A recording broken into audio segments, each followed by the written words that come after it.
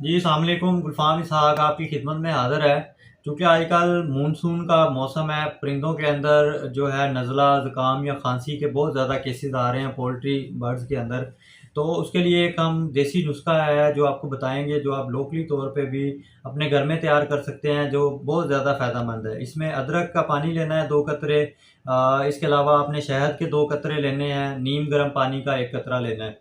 सब चीज़ों को मिक्स करके दिन में 1 टाइम आपने देना है। ये ड्रॉपर के साथ देना है, बच्चे को ड्रेंच ना हो। ड्रॉपर जो है वो बड़े एहतियात के साथ इस्तेमाल करना है। तो ये नुस्ख़ा जो है आप दिन में 1 बार इस्तेमाल करें। अगर आप एंटीबायोटिक यूज़ कर सकते हैं, घर में लगा सकते हैं, तो आपने टैलोसिन इंजेक्शन मिल जाता है कहीं से भी, तो वो स्टोर से ले लें, जो कि 0.1 ml पर केजी बॉडी वेट के हिसाब से इस्तेमाल होगा। इसके अलावा अगर बुखार है बच्चे को तो ब्रूफन के ड्रॉप आप दे सकते हैं। उम्मीद है कि आपको कुछ ना कुछ इस वीडियो से सीखने को मिला होगा। मिलेंगे अगली वीडियो में, तब तक के लिए फ़ी अमानिल्लाह।